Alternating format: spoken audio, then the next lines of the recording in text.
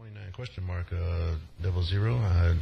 It's 2 Whiskey Romeo 06, and I am around San Francisco, California.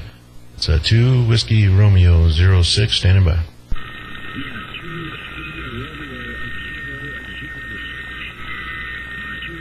Whiskey Romeo 006, a very good afternoon from 29, the Delta Golf 007. The name would be Delta Echo Sugar. Location here is 50 miles northeast of Dublin City. 50 miles northeast of Dublin, so you're about 5 and 5, over. Yeah, QSL. That was, let me make sure I got this call right. That was 29 Delta Echo 707. Was that a QSL? No, negative. 29 Delta Golf 007. 007, so over. Okay, that's the 29 Delta Golf 007. I think I got it that time. 29 Delta Golf 007. QSL? Yeah, no problem, sir. Just getting a wee bit of QRM coming in here. What is the exact location, sir, and what is the operator name, over? Okay, the name is Larry. It's Lima Alpha Romeo Yankee, and the let me turn this. I'm gonna turn the power up a little bit for you right there, so maybe get some of the QRM out. But the personal name is Larry. It's Lima Alpha Romeo Yankee, and the location is about 10 miles north of San Francisco, California, and the town is called Richmond, California. So. About 10 or 12 miles kind of northeast of San Francisco. QSL? Yeah, QSL, Larry. No problems. Nice to meet you this evening. Nice to meet you this evening, Larry. It's just on 7 o'clock here in the evening time. But propagation is fading this side. But nice to see that the West Coast is still in.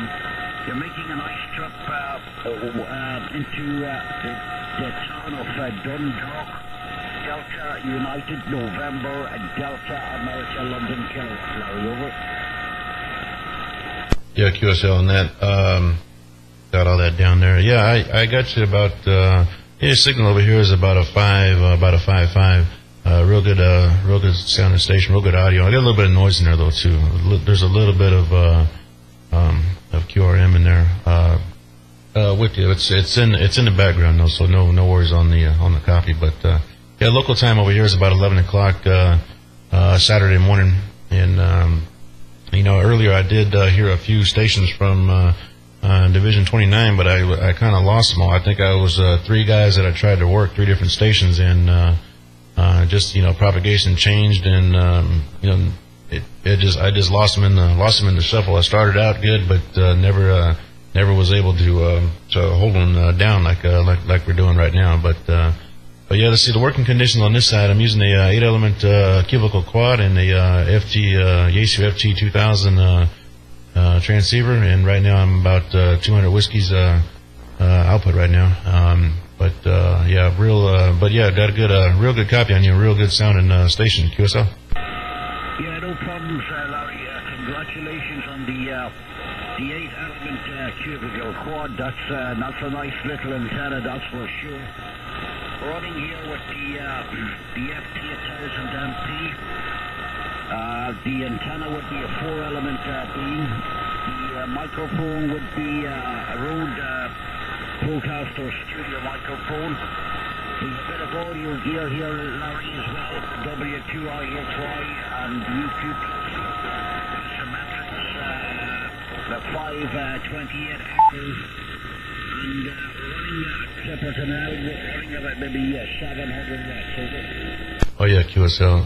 QSL on that. I almost bought a microphone like that. I came very close to buying a microphone like that, but what I picked up instead was a Heil PR40.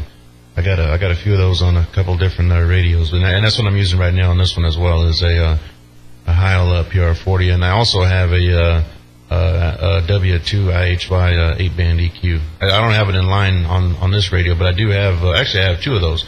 I have 2 of them, and I like those things. They're pretty neat little pieces. That was one of the first equalizers I ever had on the station before, and I just said the way this one is right now, I just got some larger rack gear on it. I just wanted a little bit more control over what I was doing, but I didn't get rid of the W2IHYs because my plan is eventually I want to stick one in the mobile. I want to put one in my truck that I drive around, and then the other one I have for a backup. I'll use it on something, but they are a pretty neat little piece. But I came very close to buying a mic like that, but yeah, that's what I did over here. And yeah, you're right. The 8-element quad does help. The thing is, you got to have a little bit of room to put it up, but it does do the job. I'm very happy with it.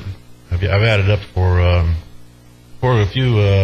Actually, it's probably been up quite some time. It's well, not real long, but maybe about 4 years, maybe 4 or 5 years or something like that. I've had it up. I had a smaller one up before, a 2-element quad, and I put that up as a temporary antenna until I did the 8, and the 2-element talked so good it ended up staying up there for probably another 5 years too, and then eventually I pulled it down and put the 8-element up, but yeah, it was a pretty good investment. Although I am thinking about taking it down and building a different one. Because I have that antenna tuned for a lower frequency. It's tuned more for the AM side of 11 meters, but and that antenna actually also works very good on 20. It tunes up perfect on 20 meter with no tuner, no nothing. It's a real good tune on on 20 meter. That was kind of I wasn't planning on that. It just happened to be that way. But yeah, I am thinking about pulling that one down probably pretty soon and putting up one just a little bit bigger. I think I want to go another 10 feet in boom length and probably keep the same elements on there. Probably another 8-element, just a little bit longer. I got a little bit more room before I got to cut down another tree there. Kiyosao? Yeah, sure. Well, that'll be a big effort, Larry. That's for sure. That could be a big effort. Where do I tell you, Larry? I switched over to the vertigo here, and I couldn't even hear you at all. Getting that 4M here from Simpson. So I'm back on the flat side just to see, and I've all the notch filters on this set here. So you're coming in quite well, and I have everything notched up here. But yeah, as you're thinking of adding on another couple of elements or a couple of feet with the boom, congratulations on that effort, but that's a fairly big antenna, Larry, and I hope you don't get too much winds over that direction. Yeah, that shouldn't be too bad. It does get windy over here, but it's not too bad. I got a lot of trees behind it. There's some pretty tall pine trees that kind of block the wind, so that's kind of a good thing. It's kind of funny. I have there's a flag on the very tip top of the antenna, and a neighbor of mine also has a flag on over here that's pretty low to the ground, and then mine, is on top of the tower and antenna way up there, and it's kind of funny how it'll be real, very windy over here. Usually the wind picks up in the evenings. Usually as the sun goes down, it gets kind of windy, but the flag that's low to the ground, you can see it blowing like crazy. I mean, really whipping real good in the wind, and then you look up at mine and way up in the air, and it's barely moving. So it's funny about over here. It gets windy almost every day over here, but yet the wind stays very low to the ground. Kiyosao? Yeah, Curacao, yeah. Well, we get a fair amount of winds this way. We get a fair amount of winds this way, Larry, but I'm enjoying the radio, and it's nice to see the West Coast creeping in here, that's for sure. Some nice signals coming in from your neck of the woods there during the week. Also spoke to 2 old radio, there's a 196 mic and 2 Charlie Tango 4040, that guy there was a big sound. He's a bit of a gentleman, and he likes to walk the way to the 2000 as well, over. Yeah, I remember when he got that radio. He's not too far from me. He's probably about 50 miles to the south. I remember when he got that radio. He had, he knew I had one a few years before, so he kind of every so often he'd ask me, a few tricks about it, what does what and that sort of thing. But yeah, it's I know Scott. He's like I said, he's about 50 miles to the south of me. He's kind of on the southeast side of the bay, and the southwest side of the Bay Area, and I'm on the northeast side of the Bay Area. So if I turn the antenna around, I can talk to him pretty easy. But I don't turn it down that way too often. But yeah, it's pretty good that we do on the West Coast that we do have propagation your way, because it's been gone for so long, and lately for the last month or so it's been pretty good. I know the last few days it's been very good, but I haven't been around the radio. I've been at work, so I was kind of hoping that today on my day off, I was hoping that I'd be able to do a little bit of talking, and it's nice to see that propagation is still very strong your way. But that last go round, you went about 5.9, so I don't know, maybe it's kind of with the QSB is maybe propagation starting to come back up a little bit or something. But that last go around, I had you about a 5.9 in the receive QSL. Yeah, no problems, Larry. Yeah, normally it would just start to fade out this time. Normally around about 7 o'clock we might hear a bit of Caribbean coming in, and that's the start of the propagation fading. I don't know, you'd probably get maybe the east coast of the States, and maybe then New Zealand or Hawaii or 43 Division. It would be nice to walk a bit of long path in the evening time here, because we're getting it very hard to speak into 43 Division and 153 Division in the morning time with the QRM coming in from Russia. It just blocks the whole frequency out. Not very nice at all there, Larry, over. Yeah, and that's what, usually towards the end of the day, we do hear some of the Caribbean stations down in the West Indies, usually on AM, because I kind of hear those guys pretty good down there pretty much all day on sideband. But on AM, once propagation is going to when I'm going to lose it, I will start hearing a little bit of the stations from the West Indies, and then and it's kind of funny because then I'll get about maybe 45 minutes of where it's real quiet, and then we'll start hearing like Division 17 and 41 and 43, all the everything out there in the Pacific. And usually those guys, I usually hear them pretty much until maybe 11 o'clock at night, maybe almost midnight. I still hear out that way, but yeah, it's kind of funny how it does over here. It starts out. Usually what we hear first in the morning is the West Indies, too. I'll hear the West Indies in the morning, then, DX kind of goes all over. Late in the afternoon, I'll get a lot of South America, and then back to the West Indies when I'm going to lose it for about an hour or so, maybe about 45 minutes or an hour, and then swings around the other way over the Pacific. But, yeah, speaking of Division 153, I did make a contact over there a few days ago. That was the first time I had ever made a trip over there into Thailand, so that was a pretty good one. But matter of fact, that guy found me on QRZ11 and sent me an email and some pictures and the whole bit. So I got a QSL card. I got to get off to him. But yeah, that was a pretty good thing. And we've been hearing a lot of that in the evening too. So that's probably going to be my plans. Hopefully, I get everything done around the QTH, where later on in the evening, once that area kind of comes in, I'll be trying to work some more stations out that way. QSL. Yeah, QSL, no problems at all. Yeah, very good, very good. Yeah, would be nice to walk a bit, see the long path creeping in at night time just for New Zealand and 43 Division. I haven't heard New Zealand in this year, so we'll see what happens. But nice to see that antenna's shooting up on 20 meters. I don't know what way it would transmit on it. Did you try to transmit on 20 there, over? Yeah. The funny thing is though about it, I mean, without using a tuner at all, I mean, just feeding it just like I'm doing right now. It tunes up. I mean, absolutely. Actually, it tunes up better on 20 than it does right here. But the thing is, though, the beam pattern of it talks broadside to the boom. Whereas, like right now, I got the boom length looking right at you, like we normally do. But on at 14 megahertz, it almost acts as like a dipole, where the signal patterns are broadside to the boom, but standing wave ratio is perfect, and it talks okay. And I have another antenna that actually I got two different antennas. I got a multi-band vertical that I don't use too often, but then I also have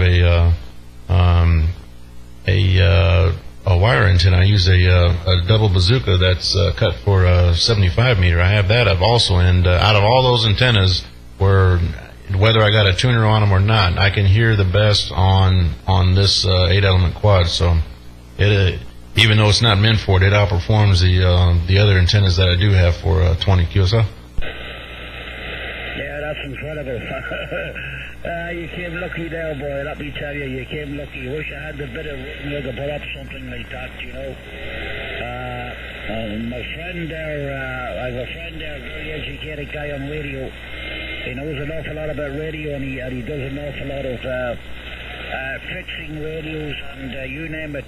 But down in his location, we work with a 6-element long boom Yagi. Up 900 feet above sea level with an ICOM 775 and a few other things, but that's a great place for getting out into the west, that's for sure. But no problems, Larry. I'll let you go, let you get a wee bit more maybe into Eastern Europe. Never mind speaking to me. But that 2000 radio there, that's sounding really good. Really, really good, sir. And I'm enjoying the 1000, the little baby of it. So keep at it, keep making antennas, and be good. And we'll speak again. 006 from 007. Over. Yeah, right back. 007. Yeah, I'll. I didn't tell you, but I was making a video of the whole thing, and I don't know if Scott told you that either, because I know he has a few of them up on YouTube. He does that also. Anyway, and actually, he's probably, before it really got big, he was doing a lot of them there too. But I am also doing a video of you, so I will get it up. I got a lot of them to upload, so it might take a couple days, but I will get it up there. But anyways, I'll say 73s, and hopefully I will catch you out there some other wet time. And the FT 1000 is also doing an excellent job, and you'll see it later on too if you find the video out there. So anyway, 73s. It's a 2 Whiskey Radio 06, and I'm back QRT over here to stop the video. Okay, Larry, just before you go, what is your call on the? How do I look up the video there? Is it just 2 World Radio 006 on YouTube? You might be able to find it like that, but the name of the channel is it's number 6 of the boys.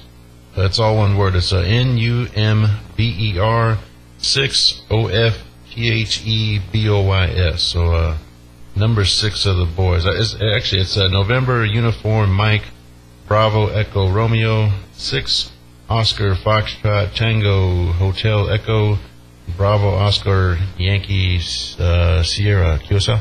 Yeah, QSL, no problems. Have all that. So we looked that up. I just like watching the videos there, mate, just to see what's the audio like. We're doing a bit of testing here with audio, and let me tell you, it'll drive you absolutely crazy. You get too much into it. But I'm not going to change anything more here at all. Okay, Larry, let you go, and nice speaking to you. Sounding good, sir, from the West Coast. 73, take care from this. We'll speak soon, over. Yeah, QSL. Yeah, you'll like it. You'll like the video. The audio's pretty good right now. I wouldn't, if it was mine, I probably wouldn't change a thing on there. And you're right. It's tuning wise, it is tough. And one thing about the W2IHY, it's a pretty easy one to set up, and because it's directed more towards what we do in this kind of radios. But the ones that are hard is the full size audio gear, because it'll put so much drive into a radio. You can easily overdo it. It is kind of a touchy thing, but and good recordings do help a lot. That's one thing that I had mine pretty good, and I listened to a couple of recordings and was able to make a few changes in there and get it the way it is. But this one you'll like it. And I got the receive width, what I'm using right now, I'm at 4 kcs wide, so you'll be able to hear all the sounds that it's doing, and like I said, you'll be pretty happy with it. I wouldn't change a thing. But anyways, I'll just say 73s and let you get to it. It's 2 Whiskey Radio 06 73s. Yeah, no problems, Larry. I'll tell you what, you're really knocking it over here. About 20 dB09 there in your last over. Okay, so have a good day. Take care, all the best, and thanks for saying hello. Bye-bye. Quickly.